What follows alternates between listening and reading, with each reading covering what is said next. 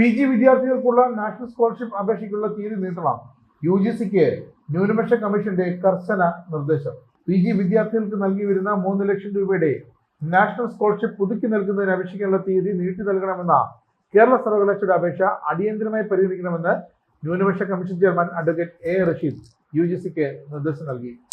കേരള സർവകലാശാല PG ഫലപ്രഖ്യാപനത്തിന് കാലതാമസമുണ്ടായ സാഹചര്യത്തിലാണ് സർവകലാശാല UGCക്ക് കത്തയച്ചത്. അപേക്ഷ സമർപ്പിക്കുന്നതിനുള്ള തീയതി ഫെബ്രുവരി 15 നീട്ടണമെന്നാണ് സർവകലാശാല UGCക്ക് നൽകിയ അപേക്ഷ. കാലാവധി ജനുവരി 15 അവസാനിച്ചിരുന്നു. ബിരുദാനന്തര ബിരുദ പഠനം നടത്തുന്ന വിദ്യാർത്ഥികൾക്ക് നൽകി വരുന്ന 3 ലക്ഷം രൂപയുടെ നാഷണൽ സ്കോളർഷിപ്പ് ലഭിക്കണമെങ്കിൽ PG 1-ാം വർഷ മാർക്ക് ലിസ്റ്റ് അപ്ലോഡ് ചെയ്യണം. മുൻ വർഷങ്ങളിൽ 1-ാം സെമസ്റ്റർ മാർക്ക് ലിസ്റ്റും സാക്ഷ്യപത്രം ഉണ്ടെങ്കിൽ വിദ്യാർത്ഥികൾക്ക് സ്കോളർഷിപ്പ് പുതുക്കി നൽകുമായിരുന്നു. എന്നാൽ 2-ാം സെമസ്റ്റർ മാർക്ക് ലിസ്റ്റ് അപ്ലോഡ് ചെയ്തില്ല എന്ന കാരണത്താൽ ഇക്കൊല്ലം സ്റ്റേറ്റ് ലെവൽ നോഡൽ ഓഫീസർ ഹർജിക്കാരുടെ അപേക്ഷ നിരസിക്കുകയായിരുന്നു. മാർക്ക് ലിസ്റ്റ് അപ്ലോഡ് ചെയ്ത് സ്കോളർഷിപ്പ് പുതുക്കുന്നതിന്റെ കാലാവധി ജനുവരി 15 അവസാനിക്കുകയും ചെയ്തു.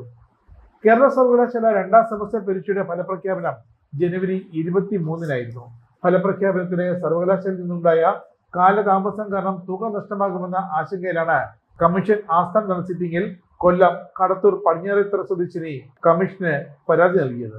ഈ പരാതിയിലാണ് ന്യൂനപക്ഷ കമ്മീഷന്റെ നിർണായകമായ ഉത്തരവ്.